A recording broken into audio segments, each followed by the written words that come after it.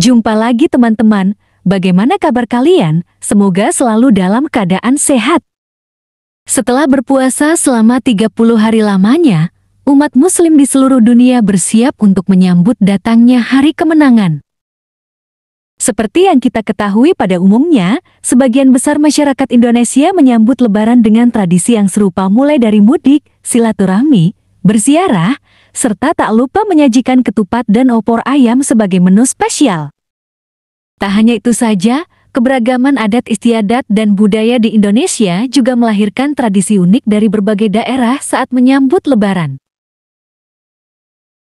Berikut ini telah kita rangkum tradisi unik saat Lebaran dari berbagai daerah di Indonesia. Tapi sebelum lanjut, bantu dukung channel Zainul dengan cara subscribe dan bunyikan loncengnya. Terima kasih. Yang pertama, ngejot. Meski Pulau Dewata dikenal dengan penduduk yang mayoritas memeluk agama Hindu, bukan berarti Bali tak memiliki tradisi unik untuk menyambut Lebaran. Umat Muslim di Bali punya tradisi ngejot untuk merayakan hari kemenangan. Ngejot merupakan tradisi berbagi makanan, minuman, dan buah-buahan sebagai wujud terima kasih kepada tetangga-tetangganya tanpa melihat latar belakang agamanya. Tradisi yang dilakukan pada setiap tahunnya ini tak hanya sebagai ungkapan syukur, tetapi juga sebagai simbol kerukunan antar umat beragama. Sebaliknya, tradisi serupa juga biasanya dilakukan oleh pemeluk agama Hindu saat hari besar keagamaan Hindu berlangsung seperti Galungan atau Kuningan.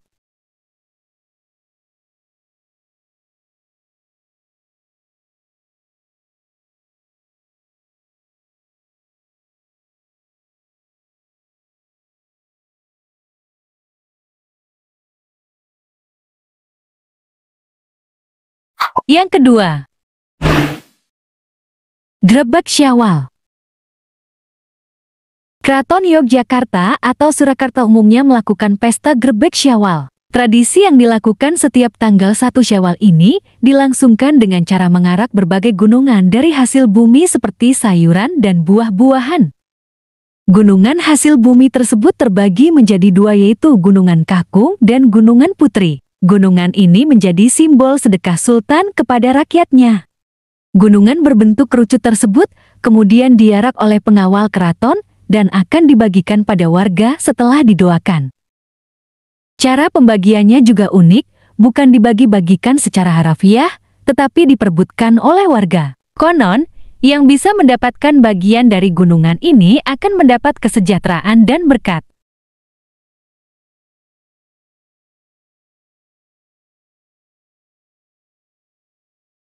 Yang ketiga,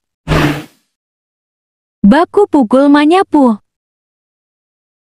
Pada hari ke-7 Lebaran atau yang disebut juga sebagai 7 Syawal, warga di desa Mamala dan Morala, Maluku Tengah, melakukan tradisi baku pukul manyapu.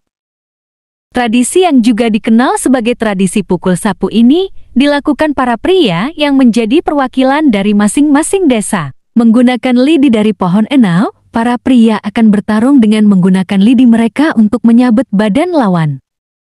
Perang sabet dengan lidi enau yang berlangsung selama 30 menit ini biasanya akan melukai tubuh peserta dengan guratan di kulit.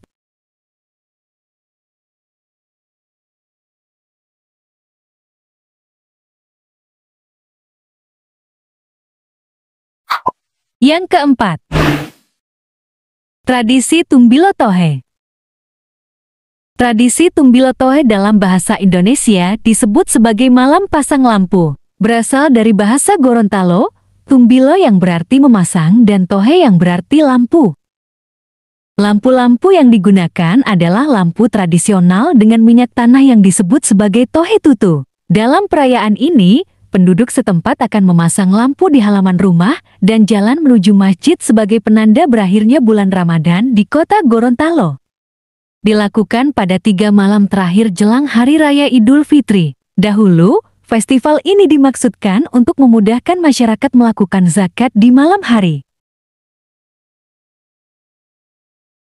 Yang kelima, Kelasan Topak.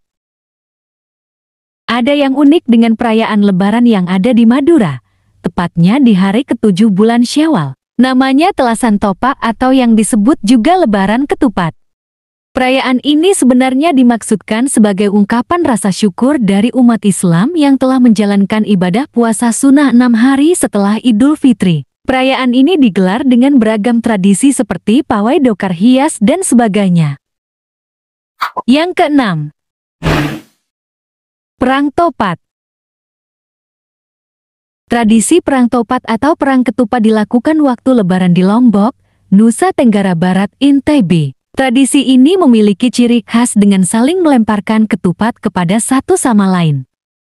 Ketupat disimbolkan sebagai alat kerukunan antar umat Hindu dan Islam yang tinggal di Lombok. Perang Topat dilakukan setelah berdoa dan berziarah di makam Longbela kawasan Pantai Tanjung Karang dan makam Bintaro di kawasan Pantai Bintaro.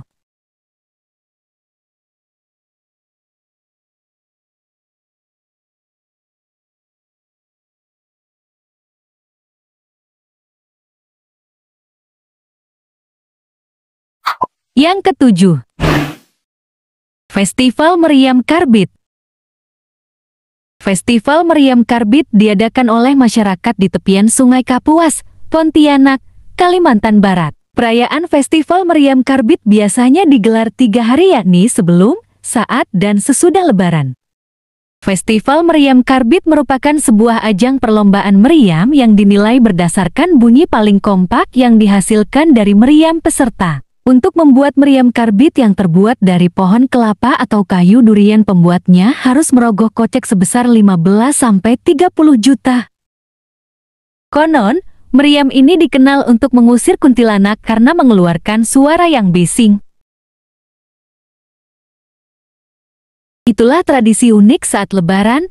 Demikianlah video kita kali ini. Akhir kata saya izin pamit. Terima kasih. With